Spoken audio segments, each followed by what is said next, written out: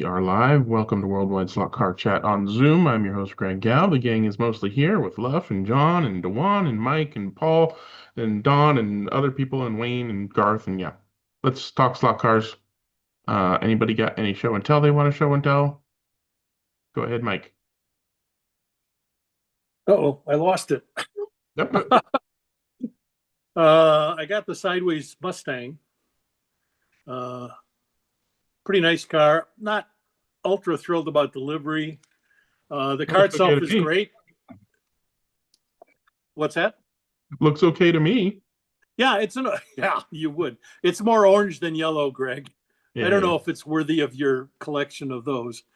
Um, yeah, it's kind of a purpley blue and yellow and orange and red. Um, the body shape is good. It looks well. I actually haven't compared it to the Scale Electric one. Things I don't like are uh, taillights that are not plastic; they are just decals. Mm, yeah. Um, but other than that, and it represented itself very well this Monday. It was its first race.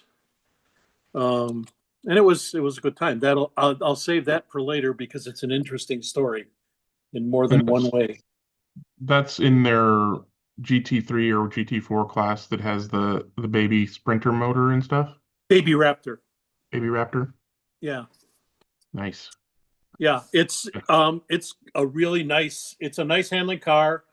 Um it's not as quick as the Ferrari 296. Not as good well, it handles pretty well. Yeah. It's got air wheels in the rear. For the first time though, I encountered sideways out of round front wheels, the plastic ones. I had to true them. Other than that, just put the chip in and ran it, and put, of course, G25 tires on it, and it acquitted itself fairly well. I was pretty consistent with it right off the bat. I mean, for a new car, I really can't complain about it. It brought times on my track.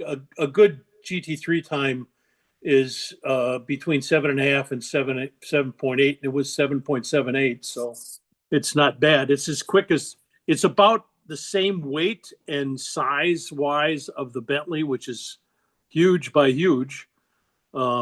It's good sized. It's not going to be competitive in any other situation, I'm sure, but it's a pleasant car to drive and can't complain at all. But I love all the sideways GT3 cars. They're really, really good. Yeah. They're some of the best ones that I've had.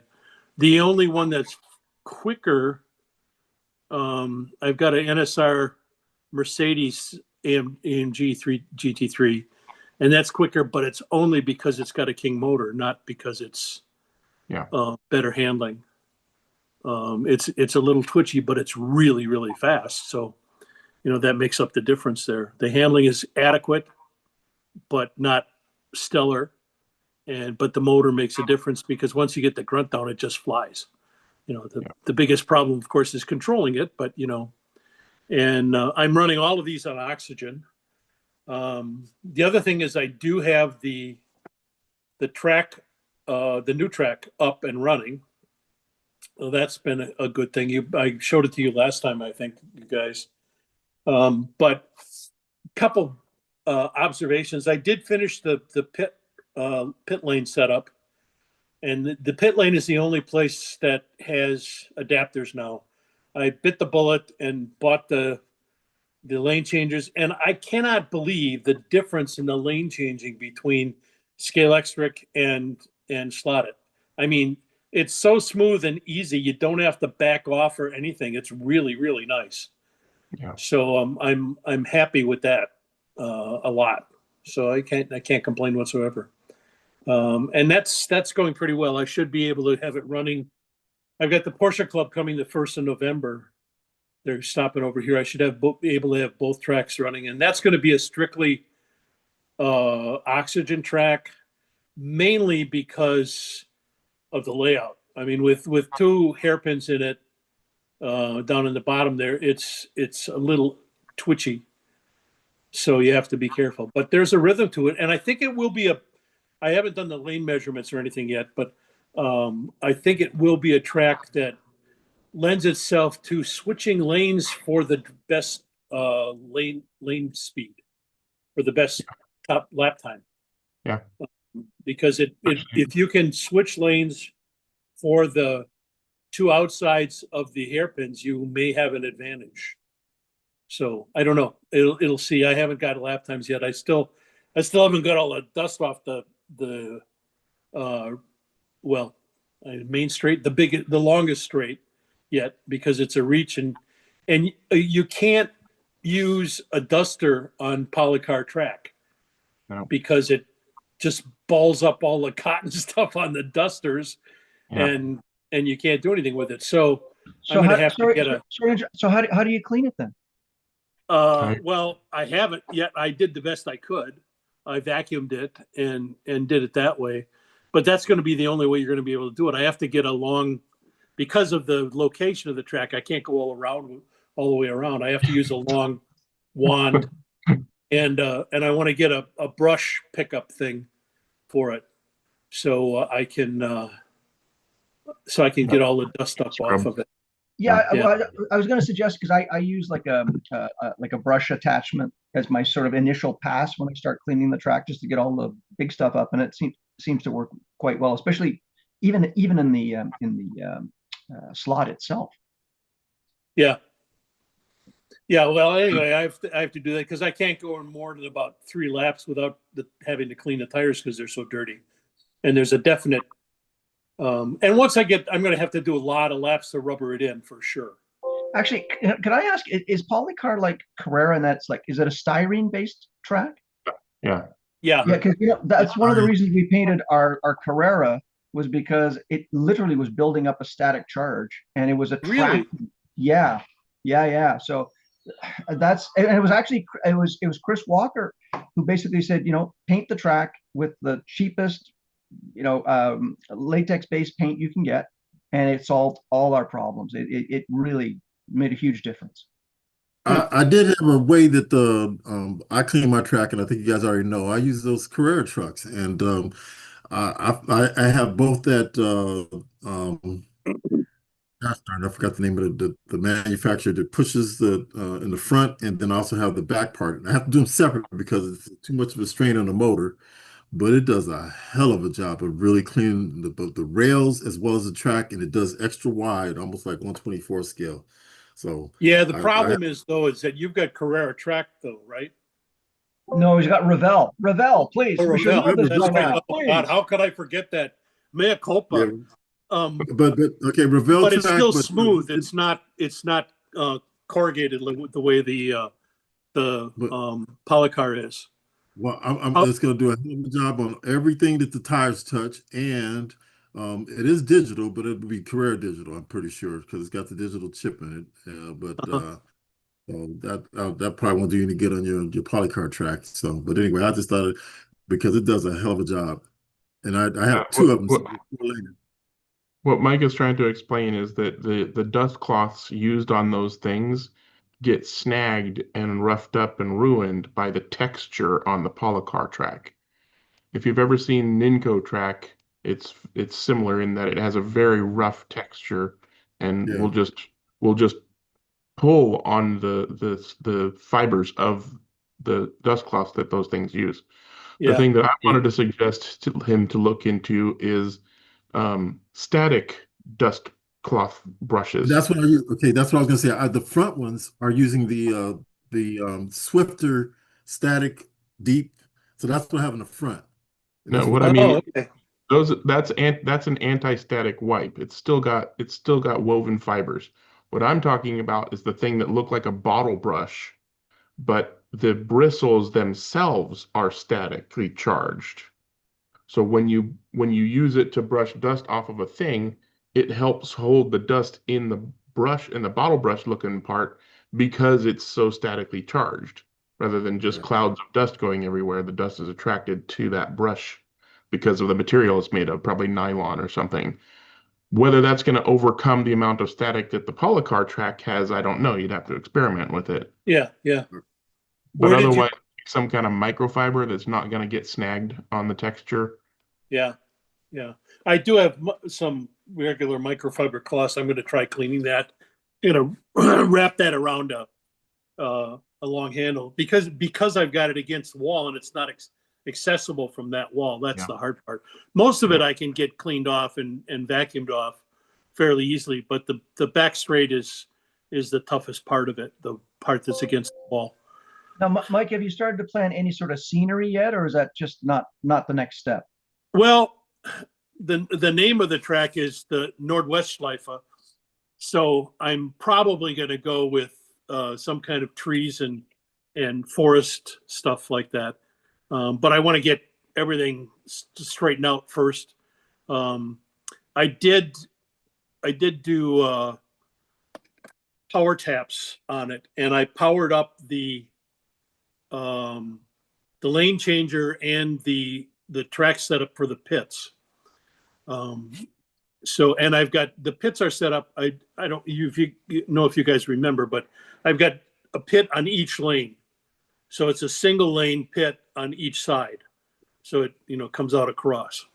You got a place in the middle of it to put your laptop right in the middle of the track? No, but for the first race, I'll make sure I put it there for you, Garth, who has been harping about that forever. On a pedestal. Yeah, yeah. I'll put it on a pedestal in the middle of the track. Do you guys mean this kind of thing? That's what I was talking about. Yeah. Oh, really?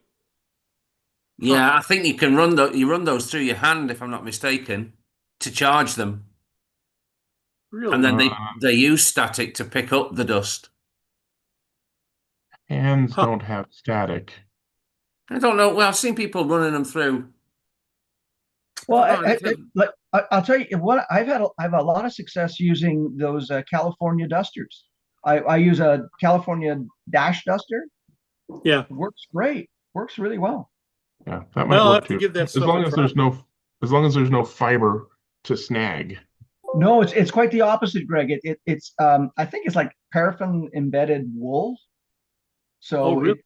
yeah, and it really and the Like more a you tack- use it, Like sorry? a tack cloth? Like a tack Oh, cloth? yeah, and the more you use it, it looks kind of like it's getting grubby, but the grubbier it looks, the more it picks up.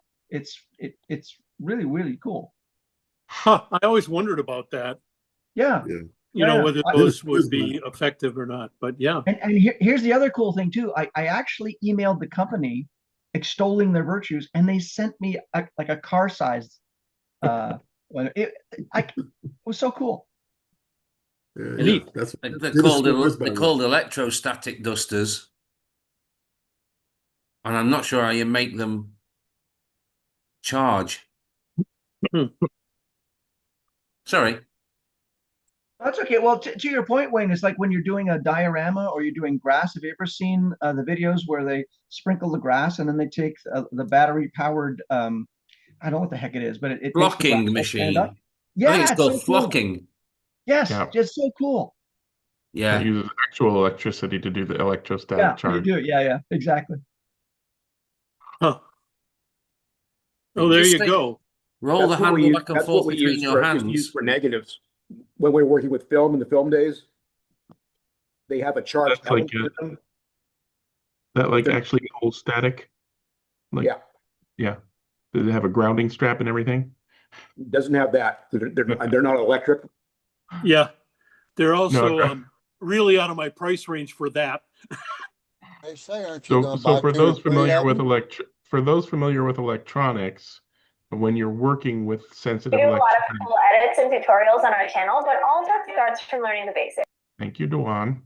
When you're working with sensitive electronics, you actually wear a strap on your wrist that has a Yep. wire to a ground to dissipate any static that you might accumulate from your clothing and the other things around you. That's why I was Yeah. asking if the device had We a used to use those for handling car computers when I was working on them. yeah. We have to We use we those. used those to clean negatives back in the film days. Oh, really? Interesting. No, that's a good idea, though, John. I appreciate that. I'll give that a shot. That may be the easiest because I can hook it to a stick so I can reach across and get the straight. Because that's the toughest part. The rest of it I can get, vacuum it up fairly well. Right. And Yeah, I've got a really good shop vac, so it sucks up pretty much of it. So so Mike, just so if you ever watch, I did a video on how we clean ours, and I've got a sort of a very similar thing. Not only is it the farthest part away, but it's also an underpass. And that's the Oh, great yeah. thing with California Duster is that I can actually still use it with my grabber. So you use the Oh, grabber cool. handle. Yeah, it works great. Works great. Great. You kind of feel like Captain Hook, but it's fun. Okay. More stories about the Mustang later. Okay, looking forward to it. Garth has his hand up. What you got, Mr. Garth? I got a kind of a two-part thing. Okay, one is related to the other. The first part of it is I got I'm gonna try to share a screen here.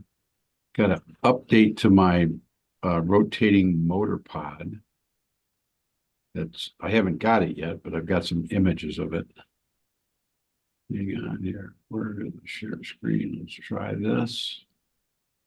Okay, you guys got that? Yeah. Yep. Okay. This is the revision to the original pod, okay? And it's got a few changes to it. One is this here, okay? It's got a stiffener in the back here, and then the holes for a magnet or a nut or a tungsten have been removed. Okay, also with this slotted part has been changed. These have been added on, and this has been strengthened here in a couple versions of it. That's probably a better version of it. Hey, Garth, can I just interject and say that's one heck of a drawing? That's just a CAD drawing. It's just it's great. fusion drawing. Thank Greg, he's the one who taught me how to do it. So, and this is kind of the updated version. Okay, and like I said, this used to be different. Now it's more in tune with most of the motor pods that are out there today. That's another version of it. It's another version of it. That's the underneath of it. Okay. Just some minor and major changes, kind of. Okay, and I got new versions of it coming. Okay, and I'm sorry. What would this fit under? Is it universal or is it strictly for your this particular one? I'm going to get to that. Okay. I'm going to talk about that because that's kind of what this whole thing is about. Is where this will fit and some other ones that I'm going to be working on, and where they will fit. Okay, so hang on just a second, Juan, and let me get through this whole thing. So, anyways, I pretty much have my no mag cars that we race in pairs. I've got a whole smear of them now, probably 8 to 10 pairs of cars, and every one of the cars that we race, no mag, has my wheels on it, SLS nylon wheels, the rotating motor pod, and the SLS Outlaw Guide on it. Okay, and so they all basically have everything, and they're all slot.it chassis, except for the ones that are full chassis, which are just there's no pod on those ones. So I wanted to get some more Can-Am cars. Okay, so I started looking at who makes Can-Am cars out there, and the two companies that I kind of decided on, and Mike will be happy about this because the first one was Thunderslot, and then the second one was NSR. So in the vein of designing a rotating motor pod for a Thunderslot, okay, Jeremy gave me this body of an old T70 Thunderslot coupe, okay, and Lola. I'm sorry, Tila, it's a Lola T70. Okay. Yeah. And Part 3. and so basically I bought a Thunderslot chassis plate, the soft one, and a Thunderslot motor pod. Okay, so that I can build this car up. Okay, so I have dimensional parts to steal dimensions off of for my version of the motor pod that's going to fit in it. Okay, so that's basically what these photos are. Is just kind of building this older. This thing was so raggedy, I had to do a lot of work on it just to get it to be. There's a lot of glue on it, just to say, but it was free because Jeremy sent it to me. So I fixed it all up, put some putty on it, painted it, and this is the painted version. And this was a few days ago. I took this shot. This was just kind of there is no chassis on that. There's just wheels waiting on my chassis plate and motor pod. Okay. And which I got yesterday afternoon. So I have to say, Garth, it looks very Dark Knight. yes, it's very Dark Knight. And so this is a thing that I have not even turned the wheel with this yet, but this is kind of I guess you could call it a test car. It's a motor pod, a Thunderslot motor pod for that car, and a motor pod and a chassis plate, and then I threw some aluminum wheels on it and a motor in it, and basically I'm going to get it running like a Thunderslot car so I can understand what's happening with that. And then what I'm going to do is I'm going to design this is another couple shots of it here. I'm going to design a motor pod, one of the rotating motor pods that fit into this thing. Okay.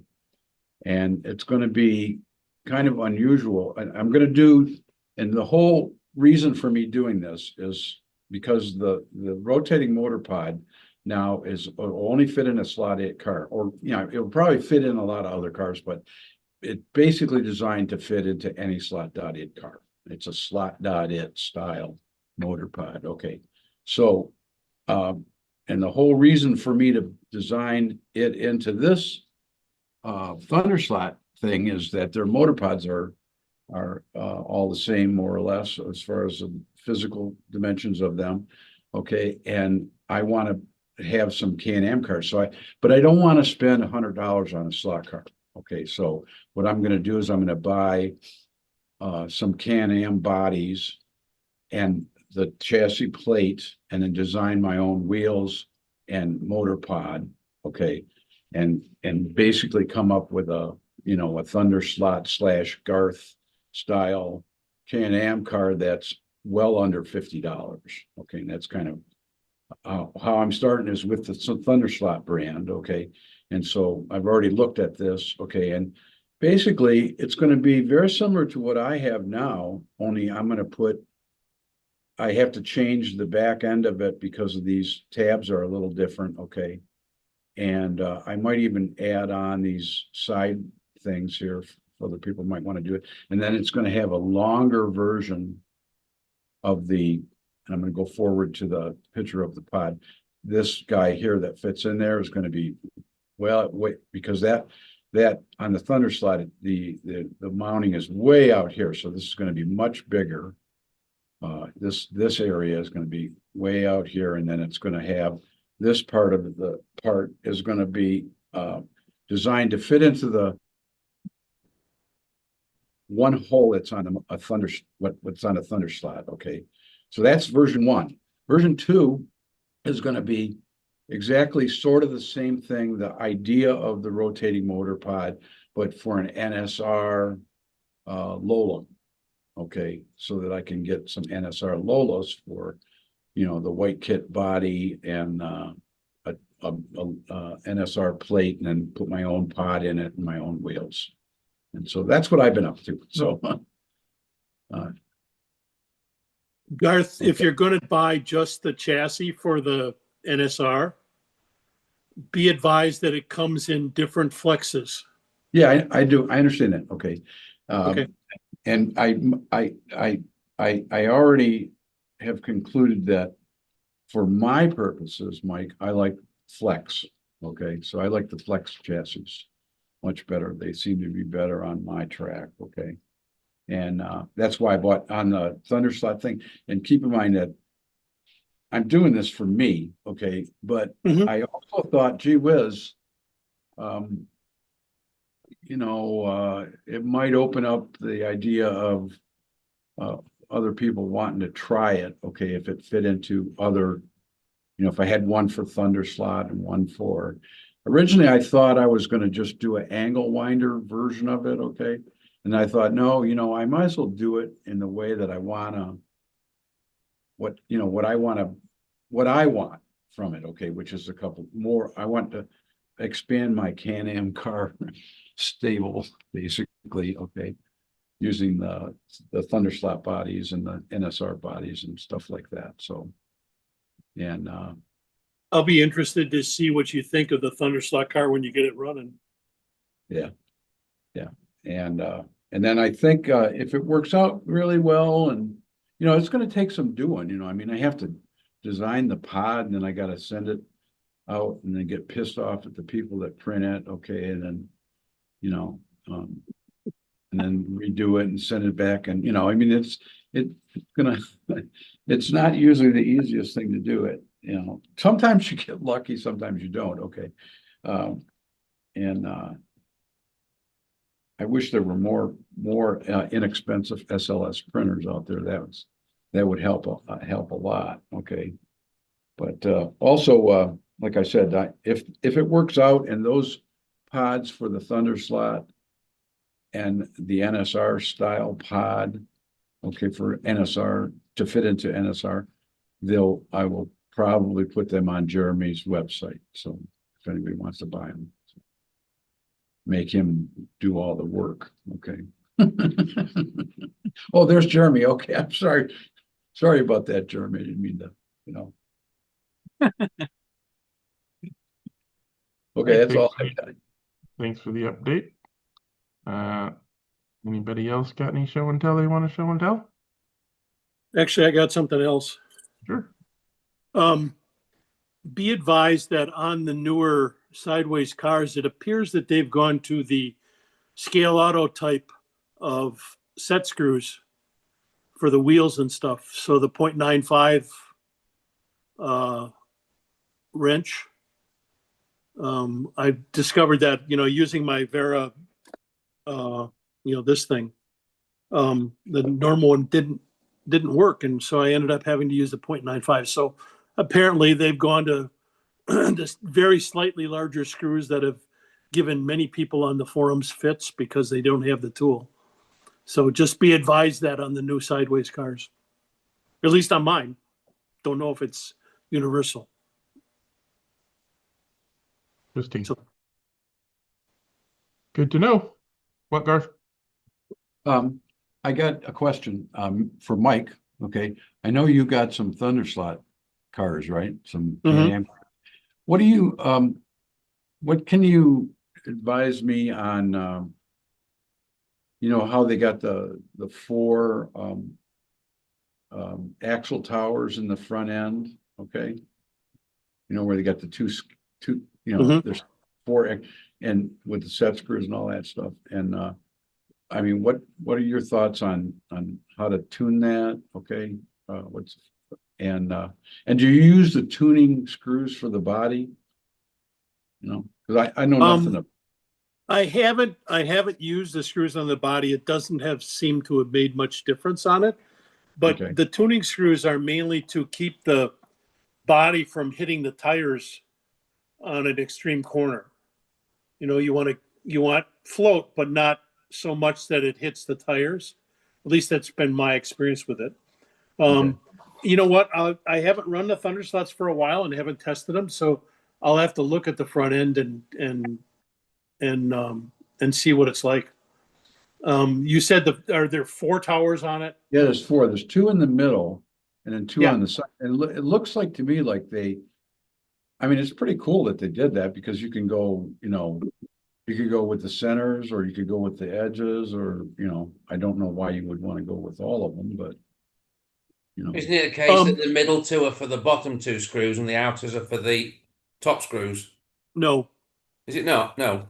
no. I think that's for independent fronts. Yeah, that's what I was Okay. going to say too. That I was going to say too. Okay, So what you can do, as in same thing as MR slot car, you use a special axle or solder a washer onto a short axle, and then you can have it independently spun. And you have 2 set screws down to hold it in position. You can Yeah. also that way angle the front end however you like. yeah. You Yeah, change that's way too much information for me. I'm not that, I'm Yeah. too dumb to You try can set that. the camber. I You do have can another adjust the front question. camber. What is the axle, not like, keep in mind that I don't have any Thunder Slot stuff. All I have was a Thunder Slot body that I got from Jeremy. What size are the axles supposed to be? They're regular 3/32. Okay, cool. Thanks. Thank you. Got one thing to add to Mike's story about the set screws. There are drivers are out there. NSR make a driver that has a 0.95 hex, and Slotting Plus make a driver that has a 0.95 hex, especially for those screws that are a little bit bigger. Yeah, that's what I've got, and it works well. Yeah. Okay. Just the reason that I'm saying that is that I had a guy complaining today. He was trying to use an NSR 0.95 driver on a Le Mans miniature car, and of course the driver won't fit into the smaller hex of the regular 2mm set screws. So I had to find some other way to do it. Good to know. So it's Hey, not like there John, aren't options. You just need to make sure you've got something available. John Weber, what is that car you have in your back? One more tool for you, everybody, right? One more tool to buy. Yep, well, it's all about the tools, right? Yeah. It's a D50 Lancia Ferrari. Who makes Mike? it? No, who makes it? Who I makes the think slot? Cartrix made them at one time, but Yes. I don't think they still do. But you can find 1/32 Yeah, scale Cartrix. kits, model kits that you can put around a chassis. Yeah, the 32nd scale model kit came from Hawk. Yeah, it was a Hawk. That's right. Yeah. Okay, so that was it's not just a ready to run car.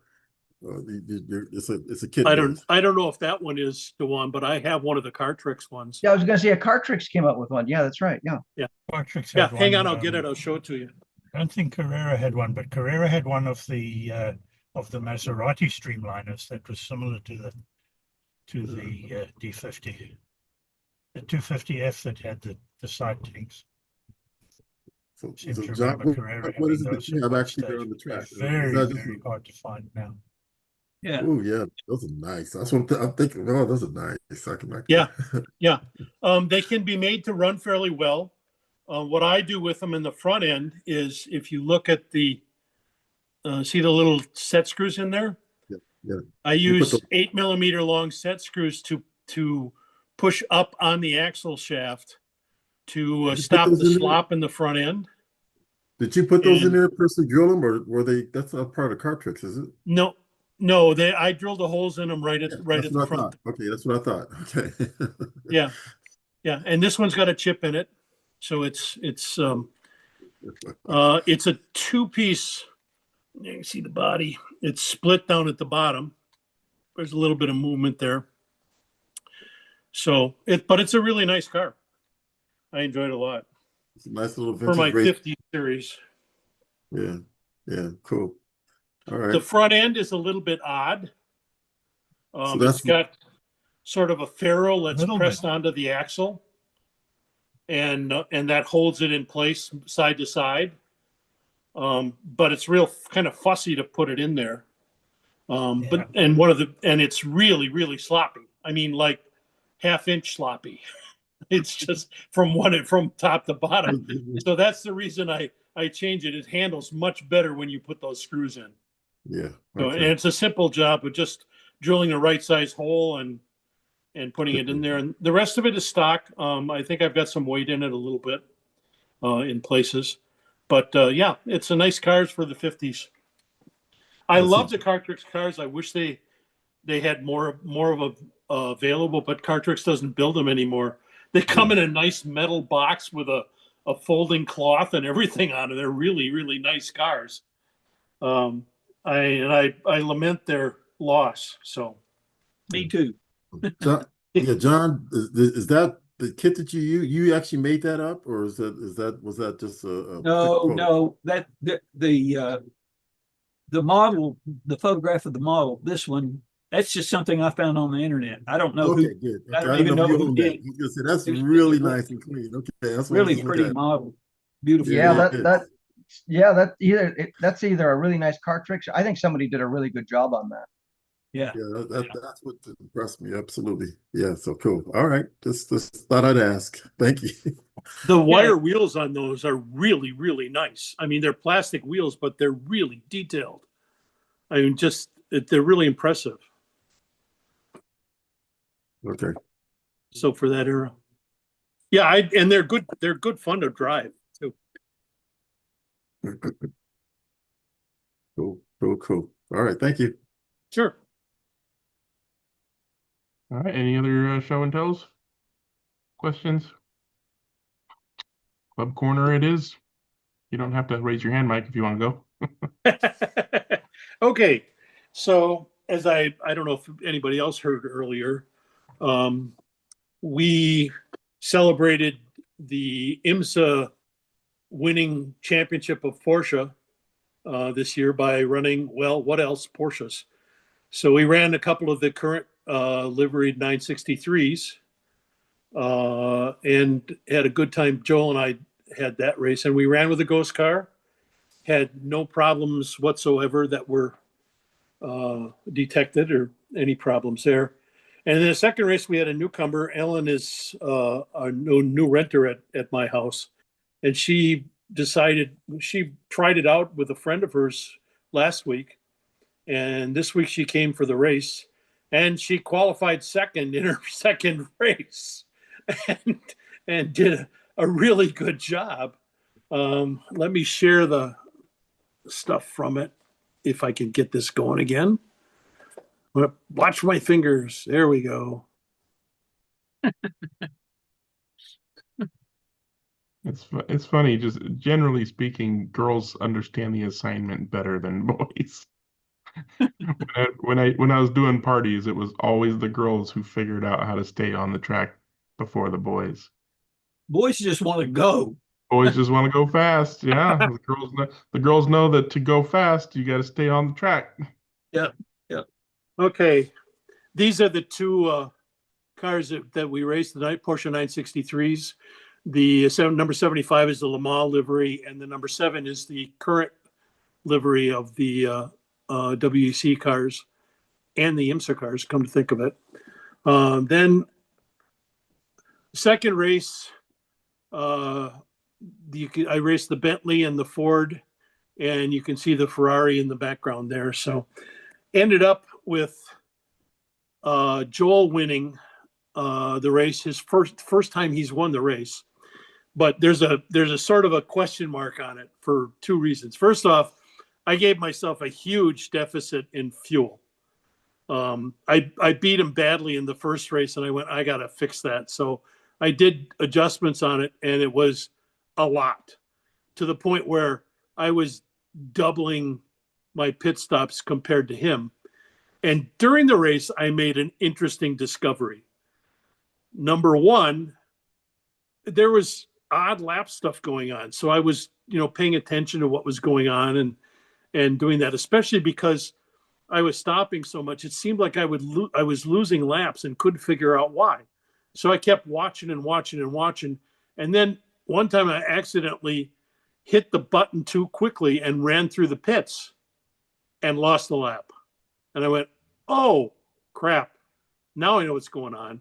And my first thought was that the magnet on the pit exit was turned, which I've had happen before because hardly anything sticks to Scalextric track. So I resorted to using double-sided carpet tape to hold the magnets in place, and then put another piece of tape over the top of it so it holds it into a kind of a pocket. And every once in a while, there's enough movement from the cars going by from the magnetic force of the motors, especially the long cans, to turn them or move them, to a different place. So that was my first thought. But then I went, oh, it stopped the pit, so that's not it. And after the races, I discovered I've got not the add a lap after pit stop turned off. So I was running, we did 140 laps, as you can see, and I did twice as many pit stops as Joel did. So I had 11 pit stops, and that meant that, and he did 5 pit stops in the race. I looked at the video after the race. He did 5 pit stops. So everybody was losing the lap afterwards. So it was equal, except that I was doing so many more pit stops. So I actually lost 5 laps on the pit stops. So and I finished up only, 3 laps behind, and barely 3 laps because I was in the pits when it ended. You can see I had nothing left, or almost nothing left. So your start finish line magnets are parallel to your pit lane? Yep, they are. Oh, okay. So it wasn't they run all the way straight across. Subtracting a lap. And by the way, an upside down or turned around magnet would just not do anything. It wouldn't subtract a lap. Right. But you weren't. No, it didn't subtract the lap. It just didn't count it when you went through it. You just weren't. Yeah, the way the words that you used made it sound like you're thinking that it's subtracted a lap as opposed to did add a lap. No. It missed a lap every time I went into pits. Yep. So it was like, but it was that checkbox wasn't checked. Yeah. Yeah. Well, and it was checked at one time, but I went back and I discovered that it's been a while that it's been unchecked. So it's like, oh crap, how come I didn't notice that before? But anyway, it was interesting. I was gonna text him and say the stewards have determined that you have excessive laps and you lost the race anyway. But I didn't want to rain on his parade since it was his first win. Yeah. Well, either way, he did a great job. It's amazing how powerful a check mark is. Yep. Yeah, it is. It is. And it wasn't intentional. I'm sure I just accidentally unmarked it there. And I'm, in the place where it is, I don't go there much. So that's one of the reasons I didn't notice it. Anyway, that was. Let him have his parade. Let him have his parade. Looking at that photo, I see that you've got some of that. You've got one of the new, is that the new sideways Mustang GT3? Yes. And what do you think of it? I like it. It's a little little white bit. kit and I haven't had a chance to put it together yet. It's not as fast as the Ferrari. Oh, okay. And mine has been chipped, of course, and it has G25 tires on it for my track. So those are the only changes I made. It did not glue in through the tires. And I could pull up on the Ferrari. There's a couple of good races. If you look at the video, if you see it, there's a couple places there where Ellen and I are neck and neck for over a lap going across it, where the Ferrari, the inside lane is about 3 feet shorter on my track. So getting around it means you have to work really hard at it. And you have to really outbrake them and work it to get around. And she was keeping right up with me with the Ferrari, and I was able to get by her on the Mustang, but just barely. A couple times I sneak by right in front of her to get back into the faster lane. But it was a good race. I really had a good time with it. It was back and forth because I was able to maintain, despite the pit stops, I was able to maintain within 2 laps of Joel most of the time, and sometimes I was ahead. And for a while, Ellen was actually ahead because of my pit stops and stuff. Joel had fallen off or something, and she was ahead of him. And she kept up. She was within a couple laps at the end, so she did well. She did have a fuel advantage besides the fast car because she's a beginner. I want to give her a fighting chance. And she acquitted herself well. And man, it was great racing. We had with three racers and 2 ghost cars. It was interesting, to say the least. Yeah, I don't know. Maybe some people think it's silly just to watch the cars running around the track, but I actually go and watch the videos afterwards because I can see things that are done, and that's how I noticed really actually I noticed when I was racing, but I noticed for sure what the problem was afterwards. And going back on earlier videos, I could see that the same thing was happening. So, but it was a great race. I really enjoyed it, and so did everybody else. So, anyway, that's me. And Jim, before you get on, I was going to just ask if before Dennis drops off, if he would chime in either after you about the NSR experience in Canada. I always want to know about it. I didn't hear anything firsthand. I know it's been a while, but he can do that after you, if he's still going to be around, hopefully. Thanks. Yeah, I'm in the car, so I'm headed home from Electric Dreams. So as long as I keep my connection, I will be with you guys for the next hour at least, because it takes nearly 2 hours to get home from Electric Dreams at this time of the day. Wow. Well, feel free to talk about the NSR experience then, for Dewan's sake. All right, I will, but there was somebody else was going to talk first. Yes, well, we Jim. don't know if your connection's going to last, so we'll let you go ahead. All right, okay.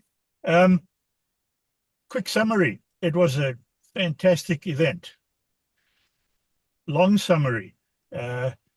The guys have a really nice track. It's called the Dominator, and it's 28 feet of straightaway and then like 100 feet of turns and curves and sweepers and wiggles.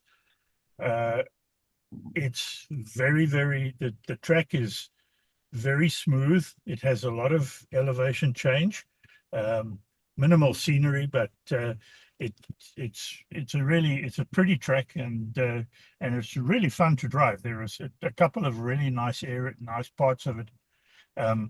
Surface is flat latex, but it was sprayed and then sanded and then resprayed and sanded.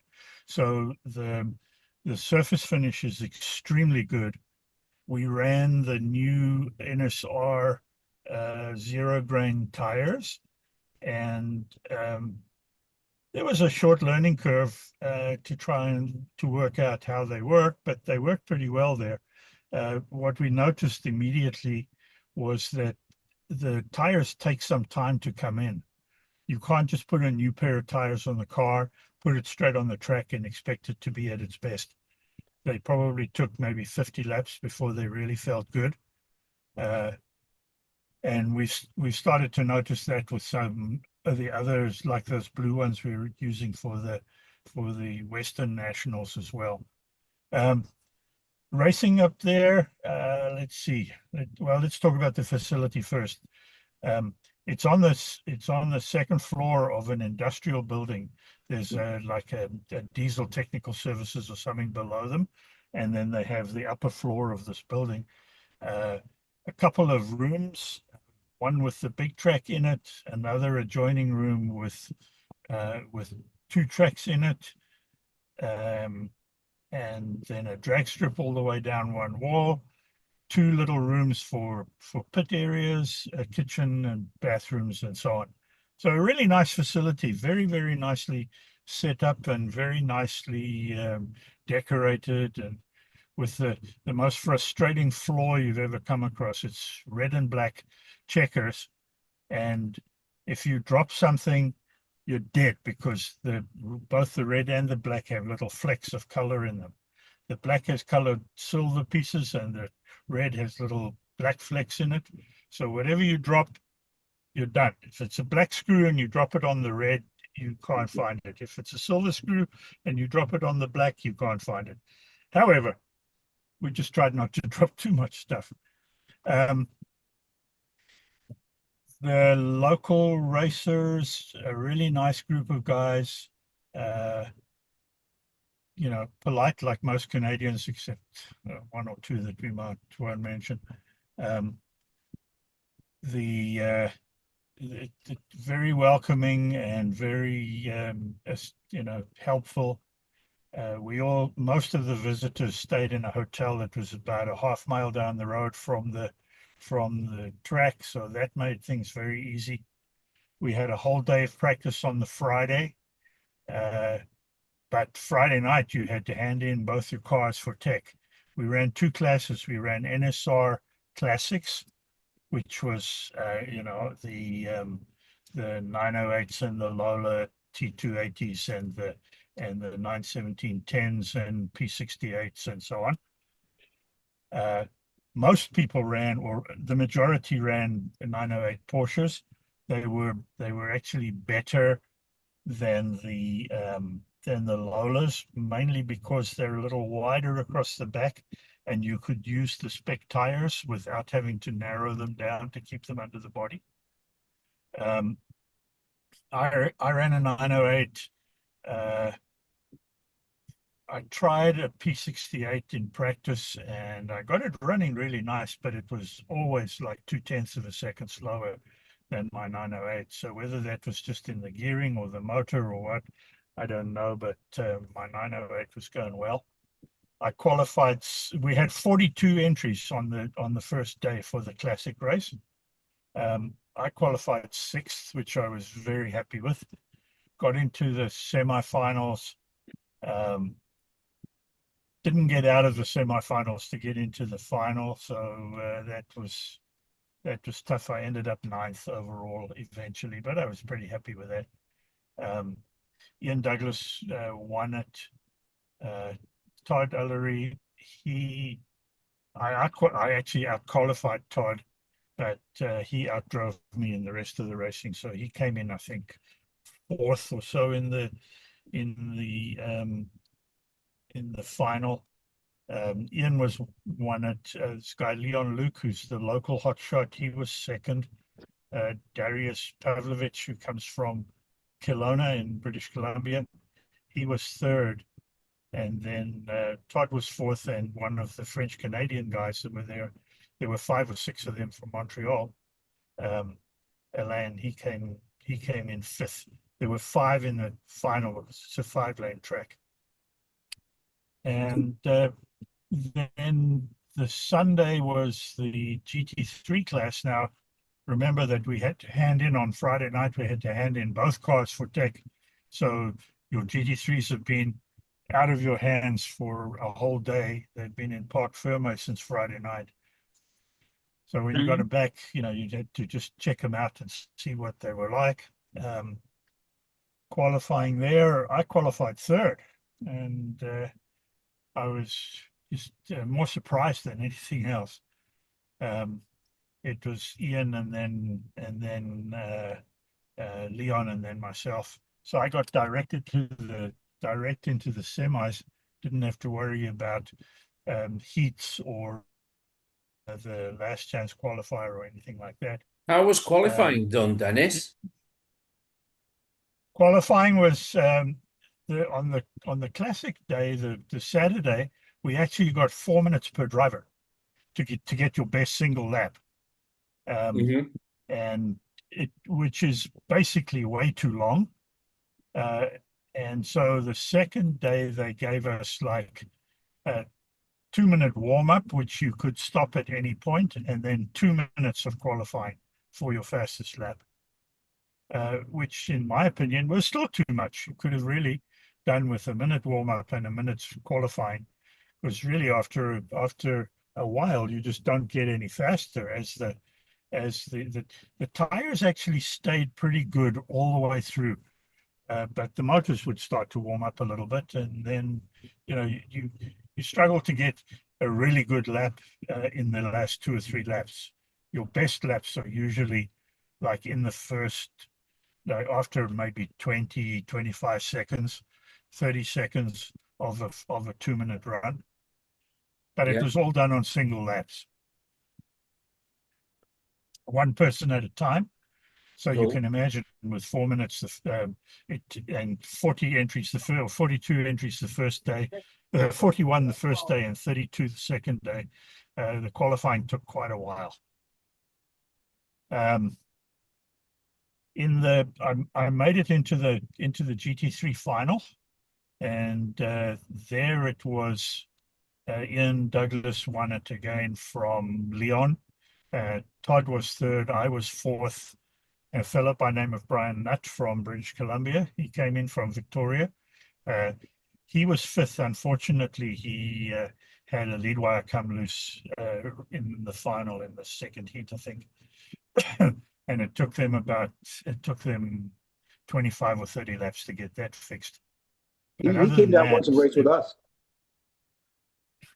He's a nice guy and a good racer. Yeah, he came down, so we had a special race for him one night. Yeah, he felt that it had been an overzealous marshal that had caused the problem. But if you don't come out, then then the marshals don't have much influence. So it could have been and it couldn't have been. I don't know.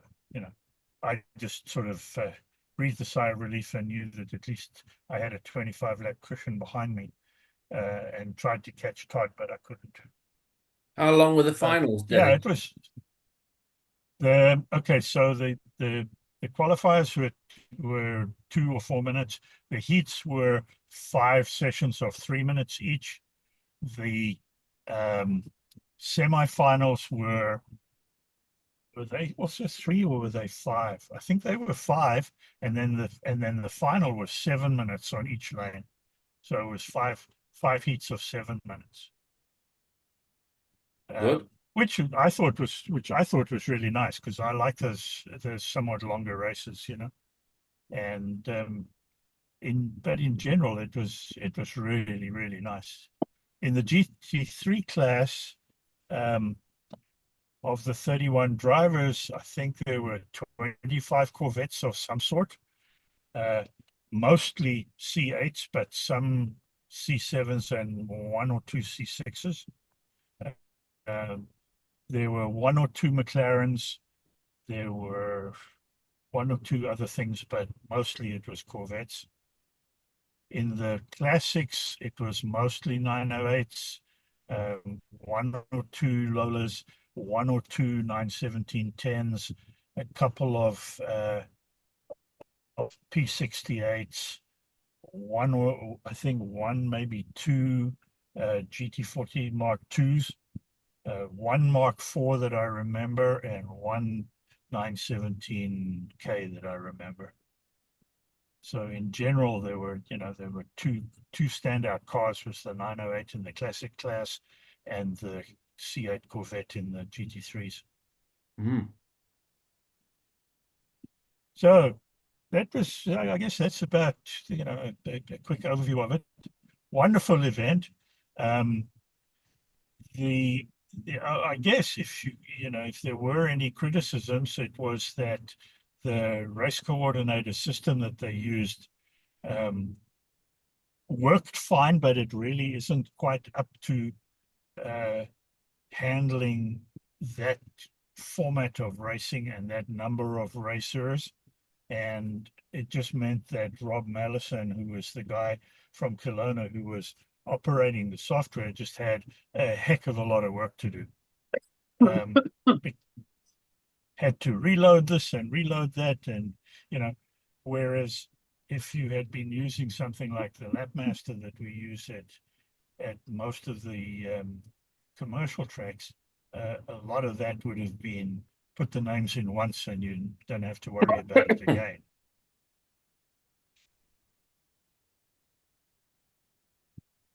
Any other questions Any for questions? Dick? Talking Sounds like- about Lapmaster, just one more thing about Lapmaster. I don't know if anybody uses it. There's a brand new version out that I just loaded up to the computers at Piranha Speedway a week or so back that has a really nice little feature for when you have an 8-lane track and maybe only 5 drivers or 6 drivers.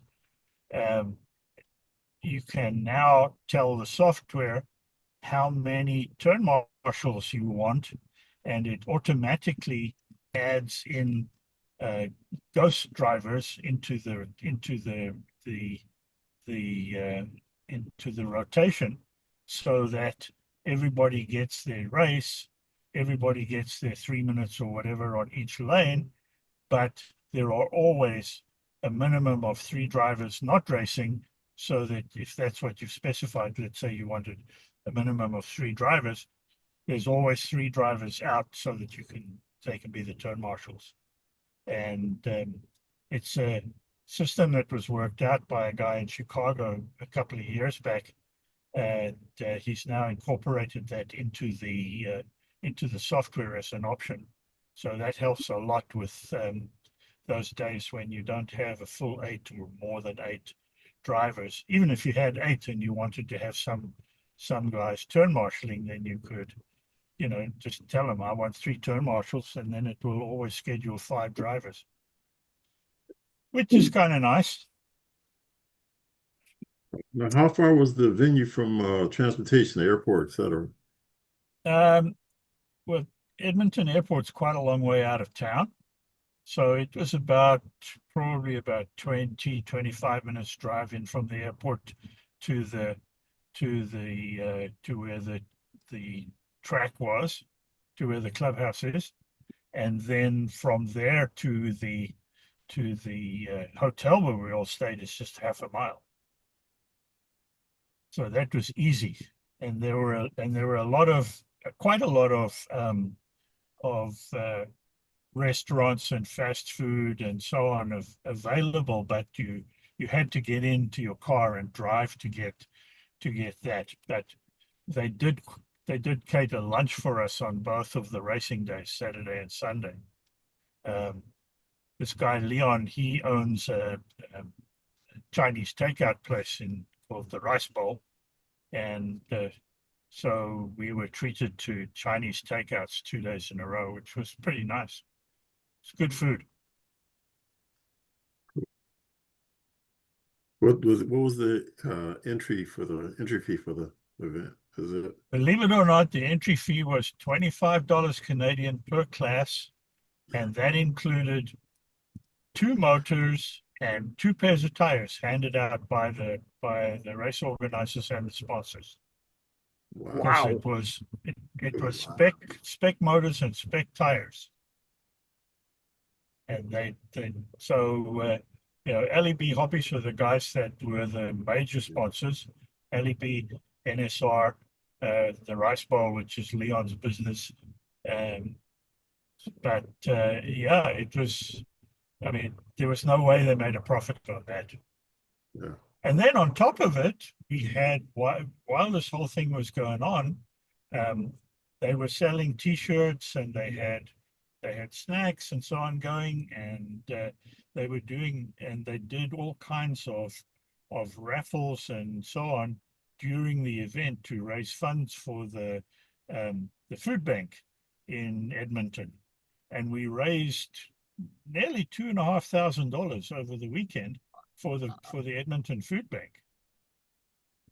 Nice. So on top of everything else, we did some good for the weekend. So it was an excellent race. I would say to anybody, if you like to run NSR cars and you like to run those kind of events, this is not one to miss. I will certainly be trying my best to be back there next year. Cool. Great. Thanks for the All right, summary. that's me. And so I managed to stay on all the way through. And on the road. Yeah, I have focus. my phone in a carrier that's plugged into one of those that clips into the CD changer that nobody ever uses on their radios anymore. Yep. which is quite convenient because it's right in front of the outlets of the air conditioner, and so the air conditioner keeps the phone cool. Because the last time I tried it, the phone overheated, and that was what caused me all the trouble. But Yep. today it's worked perfectly. All righty, Jim, been waiting. What All you right. got? Well, that was a nice segue, Dennis. So speaking of long heats, we did if one wasn't enough, we did our second 6-hour enduro within about 6 weeks. So this is the 6 hours of the corkscrew, which is the name of the track that Monty Owen built quite a few years ago. And it was at Motown Raceway. And the race was for slotted Orcas and Acuras. And so it's basically a spec class because in real life, as well as the slotted car, the Orca and the Acura are the same, just a few little differences on the body if you've looked at them. And so this is the starting grid. Unfortunately, one of the starters was supposed to run had a lighted body that was a white kit, but that body, the light kit failed, and they had to put their backup body. So we ended up with 3 of these pink Acuras instead of just 2. We were trying to get all 6 different, but that didn't work out. And so when they broke their body, they had to change back to that. It was pretty much a spec race, spec stock motor, stock gears. You could change wheels and tires. You did have to run NSR rears only. You could pick anyone you wanted, but it had to have the NSR logo on it, so we didn't have to have tire wars with sideways tires and slotted tires and anything else. So on this track, the super grips work good, so it's basically a super grip spec tire race. That's the starting grid. Obviously, there's only 6 cars because that's what we had, 6 cars for 6 lanes. A lot of people there, a lot of commotion in the pit area, even though we only had 6 teams, but we did have 24 racers. So it was 6 teams of 4, and it was split up where 2 pros organized a team, and they each had to pick 2 amateurs based on the driver classifications at Motown. So it wasn't the 4 fastest guys running together. So two pros, 2 amateurs, and that's how the teams were set up. But so you could pick your own, but those were the kind of like IMSA. You know, with IMSA you have gold, silver, and bronze in some categories. So try to regulate that and keep it somewhat equal. That's the track. Practice before the race. Everybody's seen the corkscrew, I'm sure. It's a great little about 90-foot lane, 90 foot per lane track in lap length, and we continue just to use the 6 lanes for 30-second scale because it's very practical and it works very good for us. And we'd never have enough to do. We could do 8 with 3-man. We thought about 3-man teams, but then how do we split it up? We have roughly the same number of pros and amateurs. So if we had a 3-man team, you'd either have to have 2 pros and 1 amateur, or 1 amateur, 2 pros. So the 4 people per team worked pretty good. That's the start of the race. This is the pit area over here. There was only green flag car maintenance. So tire cleaning, anything had to be done green flag only. When the 15 minutes per driver was up, all you did, you ran an hour on each lane, 15 minutes per driver. So at the end of 15 minutes, you didn't even touch the car because it stayed on the same lane. At the end of the hour, you just moved the car to the next lane and changed the sticker. You couldn't do anything at all to it. So this is the designated pit area, the one little short straight here. So you had to bring your car in under power. You couldn't crash here and slide in the pits. You had to bring your car in under power, stop, and then your pit person could pick your car up and do any maintenance, pretty much tire cleaning. Interestingly enough, a lot of the teams were cleaning tires about once per heat. So, 15-minute heats about halfway through. In the beginning of the race, when the track was nice and clean, our car ran 30 minutes without a tire cleaning and didn't fall off in lap times. So interesting strategy. Some people wanted clean tires. We didn't feel it was necessary. So we ran straight through for 30 minutes. And a couple times we ran 20 full minutes without cleaning the tires. So it worked pretty well for us. There's that designated pit area. If you hit a car, if your pit man hit a car during that pit stop or actually touched a car, didn't have to come off the track. As long as he touched it and moved it slightly, it was an immediate 10-lap penalty. So kind of like unsafe release in a real race. So you had to be careful and make sure when your car came in, look over here and make sure nobody else is coming so you can pick it up without impeding anybody else. 2 hours were in the dark, the middle 2 hours. We had 2 hours of light, 2 hours of dark, 2 hours of light. This is kind of dusk. This is one of the practice times that we did. So this is a lot lighter than it was. You see the lights that he put around? This really added to this race. It added to the ambiance and it made it a little bit easier to see. So you can see after dark, the ambient light around most of the corners. Now, that's what the camera sees. That's what it looked like. When you were driving, it was pretty dark. So it was different. I've run HO cars at night. This is the first time I run 32nd scale cars at night. But we were running, the guys that got used to it were running basically the same lap times after dark as they were during the daylight. So it just didn't impede the car's speed at all. The only issue I had with the dark, it was harder to see if the car's getting sideways. Because if it's light, you can see it. In the dark, it looks like the car's going ballistic because it's dark. Going around the corner is great. Then you go, oh, the lap time's slower, so the car must be getting loose. Maybe we do need to come in and clean the tires. But in general, the darkness didn't slow the cars down at all in terms of lap time. The quarter marshals had flashlights. And so, yes, it was dark. You couldn't see the lane colors. You couldn't see the lane stickers. So you had to have these little flashlights to be able to pit the cars. The cars did have the NSR light kit on it. And it was a spec light kit. And so when the car came off, the lights flashed. They alternate flash between the headlights and taillights. So you could hear a car come off and you could see it to find it with the flashing headlights. So I thought that the nighttime was just a blast. And it just, if you watch the video, you can't see it in a still picture, but seeing these cars come around the carousel around under the bottom curve here and come around with full lights blaring, it was really cool, I thought, and definitely want to do it again. In terms of the finishing, I'm going to put the podium up, but this is the fourth place team. And the reason I put them up is they were on the same lap as the third place team going into the last 15 minutes. So that was the only real battle going on right at the end. And this is the South Bay team. We have quite a few drivers here that have been in the A main of the slotted nationals. So we had a very good quality field of drivers. Cedric's been in the A main. The third place team was not one of the favorites. This is one of the teams that just came through and they just kept going, didn't come off. So they ended up finishing third. Richard he's just turned pro or one of the pro drivers. He's not one of the top pros, but he's very good. Mark Perkins has been down to Electric Dreams and been in the semis quite a few times. So they had a good driver lineup. Second place and the best appearing crew is the Apex Assassin. So that's Jerry, Marcus, Frankie's been in an A main down there. Mike is one of the best racers at Motown, but has never ventured down to Southern California. So that was the second best team, and they got the best dressed as well. And fortunately, our team came out on top. We were sponsored by Sean Lee, who owns Roseville Raceway, an HO track we race on every other week. And myself, Ted Essie, Sean Lee, and Paul Hendricks. Ted, myself, and Paul were on the winning team at his track for the 6 Enduro about 6 weeks ago. So the three of us have 2 6-hour victories within the past month. So it was a lot of fun. Here's the overall finishing results.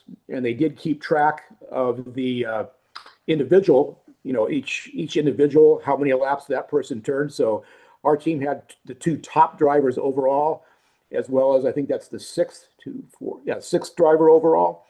So we led the race from about the second heat pretty much all the way through. And I said that we ran a half an hour without changing tire or without cleaning tires.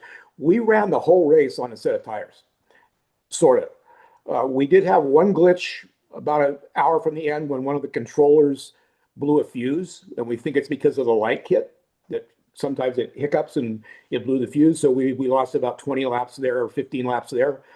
And then towards the end, they made kind of a surprise decision. We're going to do a body off check after the race.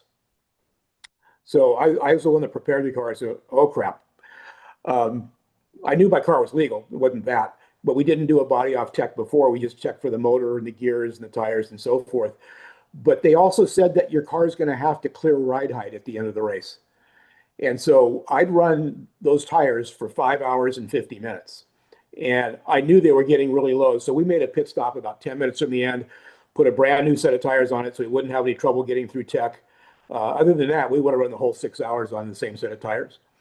So that was the race. We're definitely doing it again. These cars, the slotted, this is in the LMP series, but we specified it had to be the Orica and the Acura. So we didn't have people try, well, I'll try the Lola, I'll try this, see which one works the best, because these two cars are exactly the same. So we wanted to be kind of a spec race. You didn't have to test different cars. So that's why we chose the Acura and the Orica only. And they ran flawlessly. The motors ran no problem. I love the flat six motor. It's got a little bit more power, I think, than a short can, an S can, but not the god-awful torque of a long can. So they're extremely smooth. And the car, like I said, our car ran flawlessly for 6 hours without a hiccup except for the controller issue and then stopping to pit for tires at the end. So overall, great race. One of those races that for me was maybe one of the best races I've had in my career because everything worked. I prepared the car, I picked the team, everybody drove great. I'll blow my own horn one time. In the last hour, 15 minutes, two 15-minute sessions in the dark, two 15-minute sessions in the daylight for my personal run with no offs. So an hour straight without coming off the track. So Wow. we all did really good. These cars are very easy to drive, and it's a great enduro car for that reason. So we had very few offs. I think I had 3 offs in the whole hour and a half. I had 2 in one heat, 1 in one, and none in the last 4. So it was a great race. And so we had a lot of fun. And it's very satisfying to put a plan together and everything comes together and it works. Myself preparing the car, the drivers doing their bit, everybody did a perfect job and it just came out great for us. Well done, Question. Jim. Yeah, question. Just as in Dennis indicated that they prefer the Lap Master race management, what do they use over at Motown? What is it? It's the same as Electric Dreams, whatever the name is. Lane Master, Lap Master. That's Lap Master. I was wondering how you got the details of all the individual drivers throughout the whole enduro. That was kept manually. Oh, okay. That was So those stats are there because we know who's driving when. Yeah, And the Motown Mark, the track owner, his daughter Rachel actually kept a spreadsheet of all the individual results. So as each heat ended, she tabulated that and put it to a spreadsheet at the end. So that's how we got that. So it was thanks to Rachel. That's a lot of details. Pretty impressive to keep that track. Okay. Yeah. Thank you. Yeah, she is the official scorekeeper in the big races because she has that capability with spreadsheets and everything else. So she keeps everything up to date. And so, we thank her for doing that. Okay, great. Okay. And she's Braden's mom. And, Braden Pollard, who finished second at the Nats last year, she's his mom. So she's also known as Braden's mom. Did you change that pair of rear tires by changing the wheels? I presume they were all glued. Yeah, I just, you've got a gear on one side, and on the other side, I've got a collar. So I had 2 tires. I was set up to do a really quick change in case we needed to. It turns out we didn't need to do a super quick change. But on the pit bench, I had the 2 tires, both with a 440 Allen wrench already in them. Yeah. And so when I came in, I had a 3rd Allen wrench, pulled both of those off, slap the others on and go. So if I needed to do it really fast, I probably could have done it in 30 or 40 seconds. But at that point, we had an 80 lap lead, so I wasn't worried about time. Okay. But it's preparation. And when our controller break, it really scared the crap out of me because the one thing I was not concerned about, the one thing that breaks sometimes on these cars, the lead wire going to the guide. So I hit the little bit ferrule that you use to press in. I had a couple spares of those sitting on my pit bench ready to go. And the car just stopped on the track. So I just assumed that's what it was. Brought it over the pits, pulled the body off. The body's hooked into the light kit. So you can't just throw the body. You have to make sure you don't pull the light kit out. The lead wires were fine. And I'm pretty much thinking we're cooked because there's nothing wrong and the car stopped. And so I just grabbed the 9-volt battery and put it on the motor, and the motor ran fine. So I knew it wasn't the car. So figured out it was a a fuse in that driver, when he was driving, it was a fuse. And I'd had that happen in practice when one of the light kits went bad and blew a fuse in my controller. So we figured it out fairly quickly, fortunately, and went on. But that was the only glitch of the whole day. What controller was that? We all used DS. All four of us were using DS controllers. But like I said, in practice, I had the same problem. The car stopped. And when I pulled it in, the car was fine. The light kit went out, so the lights would not light. And when the light kit blew whatever it blew, whether it's a circuit board or whatever, it blew the fuse in the controller. So it's not the controller's fault. So it's something in those light kits when they get a short circuit and go bad, then they go back through that electrical path and blow the fuse in the controller. But these are NSR stock lock hits, right? Those are NSR stock. Yeah, I had two of them go bad during the course of the weekend. Okay. They were going bad during the WRE 24-hour race to the point where they allowed cars to race without lights. Yeah, we didn't allow that. Well, anyway, we that was the rule. You had to have at least one light. So, but nobody had all four lights go out. So I guess we were lucky, whatever. But yeah, we had some issues with those light kits. Yeah, it's known. They didn't seem, I'd heard they slowed the cars down, but they didn't. When we put them in, the cars were running just as fast in terms of lap times with and without the lights. So. You mean they didn't go faster? Figure that out. Yeah, we tried to figure out how to wire that battery into the motor so it would, put motor power into the motor, not into the lights. We couldn't figure that out. Yeah. Okay. All right. Thanks, Jim. Floor is open.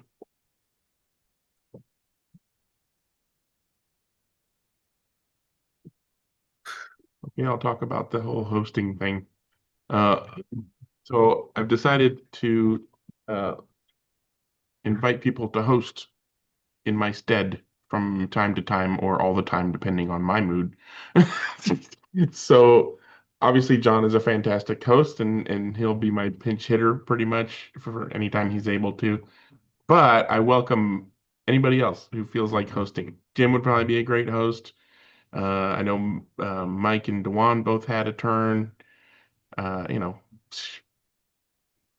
open, right? If you're sitting out there going, boy, I do such a much better job than Greg. Yeah, just send me a message or something, and I'll make sure you know how to click all the right buttons. But basically, it would be, I would still have to hop on and make you the owner of the chat so that you have control over it. But then you'd, start the live and then stop the live, and it would all happen automatically, more or less, through my YouTube. So it's not hard, not complicated. You wouldn't have to set up your YouTube or anything. It would still be my Zoom, my YouTube, but you'd be clicking the buttons. Jeremy, you want to? I have a fun idea. Go for it. Hear me out. Yeah. We have at least 12 people that'll host. One host each month. We total at the end who gets the best ratings, and they win a prize. I'll determine what the prize is, but we can have like a host off. There we go. Host off. A host off. Oh, wow. Battle of the Network Stars right here. And we wouldn't even need 12 people up front. You could just say, the people who want to try it it'll be that person for a month until somebody else says, okay, I'll try. But this is just how Jay Leno got the Tonight Show. They were going through a bunch of people, weren't they? Yep. Yep. We won't consider this until episode 500, right? Well, I'm guessing it's not the same pay though. Sooner than later. Yeah. You get paid the big bucks. Negative $180. Well, you get paid in scale 1/32. So you can have as many cars as Leno has, but in 1/32. Hold on, that's basically 1-to-1 Canadian. Yeah, 32 million divided by 32 is still $1 million. Okay, well, there you go. Okay.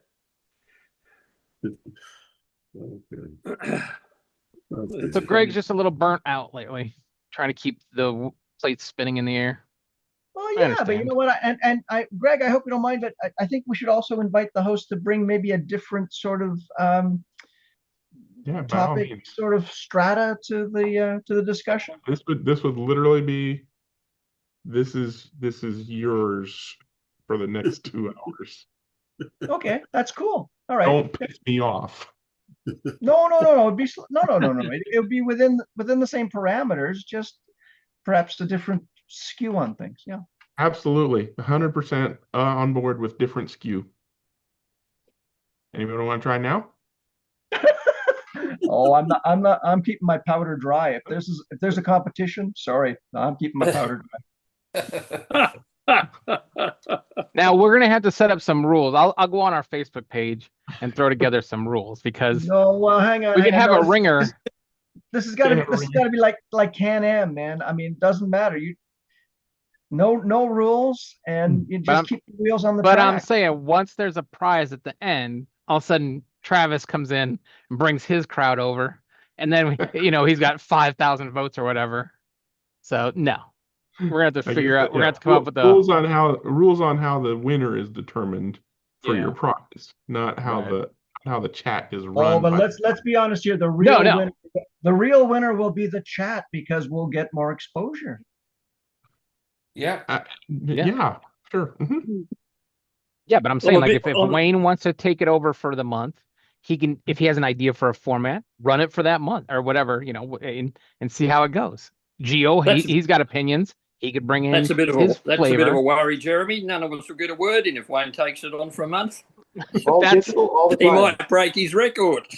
But maybe that's what the people want. You don't know. And I have the perfect 1/32 scale trophy. It's okay. I'm keeping my powder dry. Yeah. Everybody's scheming now. Okay. Well, you see, you've turned what could have been a wonderful cooperative event into something that is now cutthroat. Well done. Nobody likes that friendly stuff. Without competition, this would just be boring. Somebody's gonna have to help me with the whole powder dry thing because I have no idea what that refers Oh, to. I think it's like goes back to, tall ships shooting at each other in the Spanish Armada. You want to keep your powder dry. Gunpowder, So yeah. You don't bring it up on deck because when you used to have to stuff the cannons, like it was a powder, wad, and shot. Gunpowder is all you had to say. The rest has been deduced. Thank you. But as I said earlier, the floor is open. So if anybody has any slot car related topics of discussion, questions for the experts and the amateurs, more show and tell, Club Corner. Is Carrera Hybrid considered slot car chat talk or not? I will allow it because it falls under my category of guided slotless, like Anki Overdrive, Hot Wheels AI, the thing that Hot Wheels AI bought, Real Effects Racing. I think that's what it was called. Yeah. Sure. Mag Racing. Guided slotless. But I imagine you draw the line at radio control, correct? I mean, guided slotless is more or less radio controlled with guide rails, with things that help it stay on the track. But yeah, as soon as you have nothing at all helping you stay on the track, then yeah, it's not. And that's a tenuous category to begin with. Lots of people on Slot Forum were very angry that there was a sub-forum to digital, which they never look at anyways, for guided slotless cars. Well, these aren't slot cars. Okay. We realize there's no slot, but there is a methodology that the car is restricted to that keeps it on the racetrack going one direction, more or less. I forget what it's called. I think it might be like DMX Racing or something like that. One of the guys on Slot Forum has it, and it's basically RC controlled cars, and the track is a whole bunch of slots side by side. So the way the car moves from side to side is it has a little rotating guide that basically cogs its way across the track, and once you stop, then it follows whatever slot it happens to land in. That would qualify as slot cars, but there's no subform for that. I am looking for some pictures. Let me see if I can find it first. Go ahead, somebody else, if somebody else is on. Nobody else has anything? Okay, Speaking of, let me speaking see if I can share this real quick. Carrera Hybrid has some things better than Anki Overdrive because it's got realistic cars, and the speed is more realistic, and there's none. As far as I know, you can answer this question, Jeremy. There's none of those stupid, blasters and oil slicks and stuff like that. No, nothing like that. And then and when you have a race, you set up the race on your phone, and the race that you set up is the same for everybody. So if you don't want to use any like more powerful brakes or whatever, you just want everybody to have the same exact kit. That's what it does. So anyway, here there's so many files out there. I was blown away by this, but the Germans have been on this for a year, and they've got free files for these crash barriers that are ready. Let me see if I can. These I don't have quite a blue matching that yet, and obviously I'm just doing this for me and the kids because I know that nobody in our club is ever going to do this, but it was just fun to screw around with. And I think maybe in the summertime I'll throw the track down out in the garage and just run laps, with more cars, bigger setup there. But anyway, if you go to some of the German sites, you can use Google Translate and you can get all their files that they're freely sharing right now. So it's way far ahead. Like when I first got a digital kit, there was no 3D printing. So, you were doing anything you wanted to do. And even like with regular slot cars now, a lot of the files we have because of, interest in it has grown over time. And it's like, they've already got a head start on this. And when I look at some of the videos, just how much of a head start they have, whether or not it's going anywhere, who knows? But it just blows my mind how many files they have out there that I don't have to then go and actually create my own things for, which is nice. Other than the guard, so the guardrail, so the files that we saw in that picture were the rails themselves with the chevrons and The the rails black. with the chevrons are two color prints. You put print blue and then you print white on top of it, and you only have it like a millimeter high. And then the clamps that go on, you hook into the track and you snap it down onto it. So Okay. yeah. Somebody's gonna be here in 15 minutes. There you go. All right. Took me a second to Breaker, figure out good who it buddy. was because his camera was off. So you just can't I see know. anybody sitting there talking. Yeah, so I've got that. I've got a bridge now set up that they had for it. Yeah, It's just it's just kind of fun so far. one thing I did Where it's see going, I don't know. on Charles's thread, he showed a picture down low so you can see the thickness of the track and how the curbs are shaped. Assuming that thickness is continuous for the entire length of the piece from connector to connector. Let me grab one. Yeah, because I went out and dug out my Anki stuff, and the connection area is almost that same thickness, but between it is just like poster board thickness, completely. So it's about 1 millimeter thick. I mean, if I can tell you, very flexible. On the bottom where the connectors are where it's a little thicker. It's like another millimeter on that black plastic. So you get, I probably got calipers here. Why am I guessing when I caliper it? 2.1 millimeters thick. So each section is 1 millimeter thick with little hooks on it to go in so you don't screw up the way it goes. Okay, so that is just like Anki. Is it? Okay. So the edges of the thin area, so away from the connectors, it's still thick enough for it to get thinner, right? It thins out towards the edge. No, it's no. Okay, it's 1 millimeter from the center all the way to the edge, and there's no texture. It feels the exact same on the curbs. There's no bumps. But right at the connector, does it thin out towards the edge? No, it's uniform. The thickness of the. Yeah, let me see. I wonder if that was one. I don't know what he was showing, but it's the same. Does that mean the lap is up and down, up and down, up and down? Means the what? Does that mean that the lap is full of bumps at every joint? It's so thin, you don't really. No, it's 1 millimeter. It's once it's bumped up together, you don't even. And it's flexible and floppy, so I mean, both pieces fit on this side, on the other side, and it kind of like keeps it where it's supposed to be. It's nothing bumpy, but again, you can drive off the track into the and then turn and come back on to the track because it's thin enough. So I've Yeah. done that plenty of times. Does it have to Yeah, be a you're going completely pretty flat slow. surface? Does it have to be what? Completely flat surface, or can it be cambered or sloped? I mean, You banked or you like can that? bend it as far as your car will go. Like I was just screwing around to see if it could go up that. It won't because it's just not got enough power. But I Right. mean, you can still do bends and some of the bridges they sell, or I mean, I'm sorry, the bridges that are 3D printed. I'll try to get a picture of that in a second here. Go on the side, and then this bends to the bridge, and it Yeah. sits in the plastic, so you can have hills. I mean, I don't know what the hill climb ratio would be, but you're not going to do any kind of hill climbing competitions. You won't be able to do any kind of Up banking. up over carb. Well, I don't know. Banking it is interesting. I suppose you could try to do something. I don't know. It would be tough. You could do, oh yeah, you could do it like this if you got it to come around with the frame of the plastic, to do it. But I haven't seen anything with a bank turn yet. Right. Possible, yes, but I just haven't seen it yet. But I was going to say, with the friction on the tires allow the traction to the surface and tires would allow to have any kind of degreed banking. I think with your speed and the tires are rubber, or at least they feel like rubber. They don't feel like silicone. They might be some kind of rubber mix. You know how Carrera does their tires, like there's something in there that's not always rubber. But front and backs you got to clean and keep them, otherwise you will lose some steering potential or overdrive, understeer, whatever. So that's where I'm at right now. I'm just waiting for 2 more cars. Let me see if I can show some of the options here.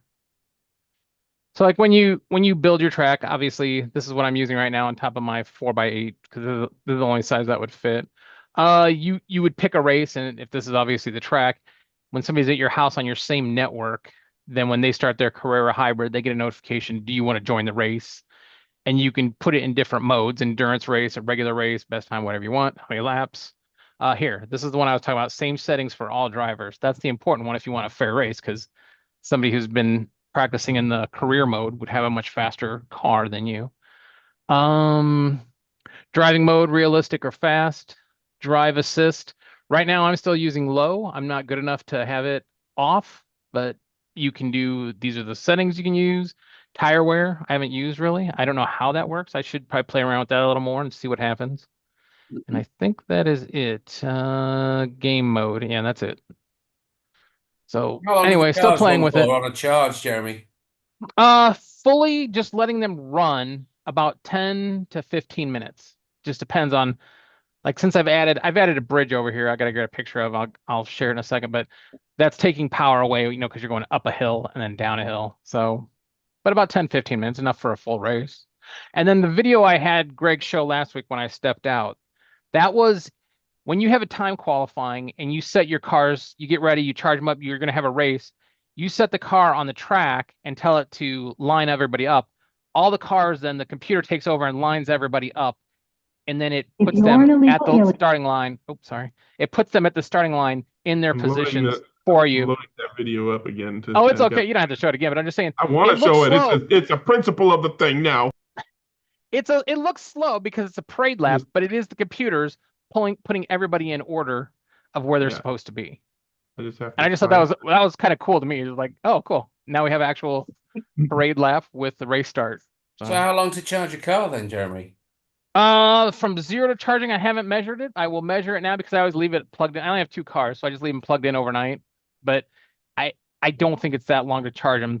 I will let you know. I'll drain a car and I'll do some actual testing and see. Are you finding that, well, you've only got 2 cars, but you're finding the cars pretty consistent one to each other, or is it going to be one of these things where you have to buy 5 cars to get a fast one? No, so far they're very equal, but that's also in part because of the size of my track. Because I'm using like the real race settings, it starts off in first gear and the cars just feel dreadfully slow. I don't remember where that was at in that video. But looks like they're just still talking. Oh, come on. Yeah. But yeah, okay, maybe this is it. Let's see. I'll just let it play here. I'll speed it up a little bit here. Maybe, yeah, I'll keep talking and entertain the crowd. But when you're playing with this and you're playing in a realistic mode, when you give it full gas at the beginning and burn out, you're still only going like 0 to 10, 20, 30, 40, 50. And so your speeds feel like, my God, this is so slow until you get a top speed and you try to take a corner and you realize you're doing it at 90 and it oversteers for you. So like there is some skill involved in negotiating corners. And even if you have the computer assisting you where you're supposed to be, I don't know if that looks like a race. I'll find it later and I'll send you the link. But You'll find it now. you got to be Hold on. close. I think maybe that was it. Go back a little. I think that Yeah, was I'm it. back Because up. yeah, There we go. there you go. Yeah. Okay, yeah. So the computer puts a parade lap out, organizes everybody, and puts everybody at the starting grid like a race.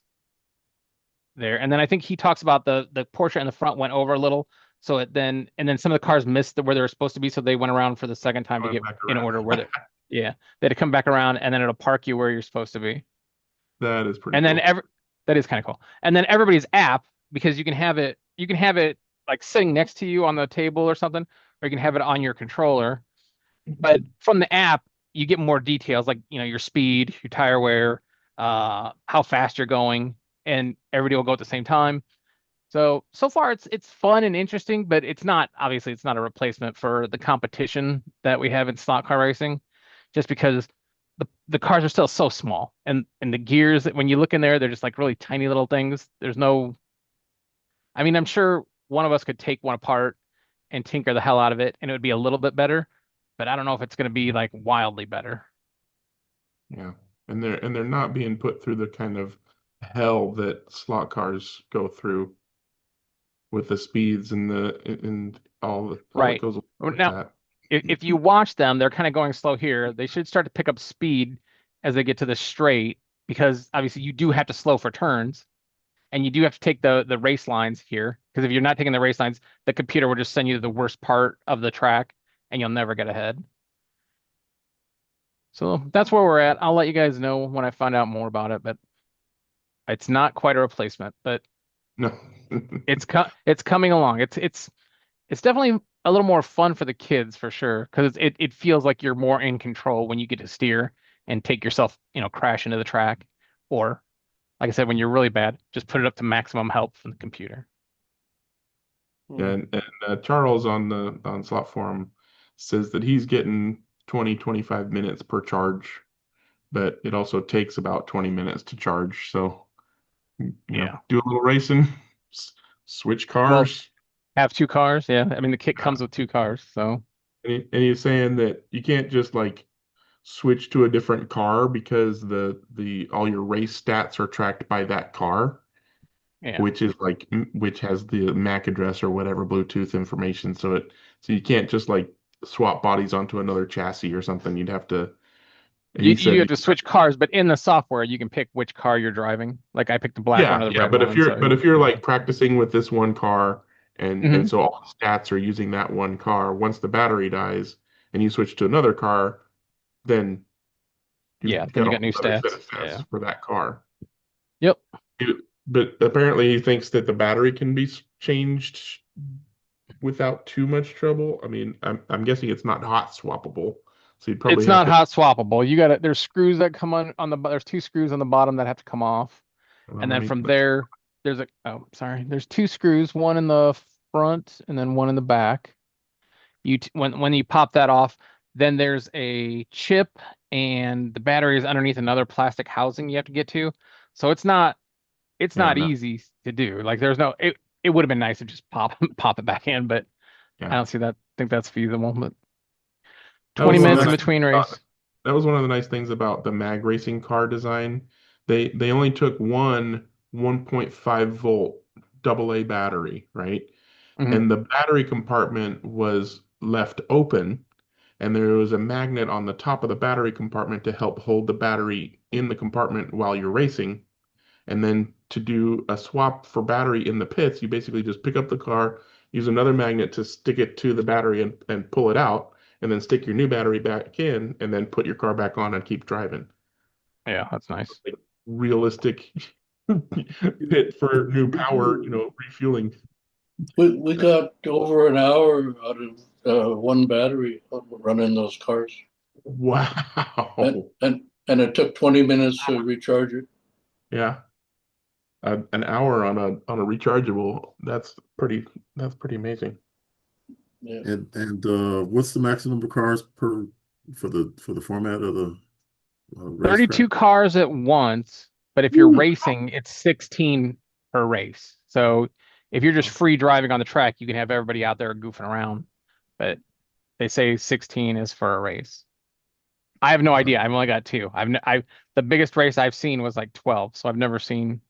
Wow. It's That's cool. hard for me to navigate the German sites because they all speak in German, and it 16 becomes. What in the world? Yeah, but you're picking up the odd word, aren't you? You know what a carrosserie is. Well, I know a few words, but still, it's German. What am I ever going to need to speak German for unless they start another war? Google Translate, right click, translate to English. Yeah, I know, but when they're talking in the videos, it's hard to. Yeah, There's an AI that does convert, German to English for you, but this is the way we are driving. Fun times, and you're like, what? What?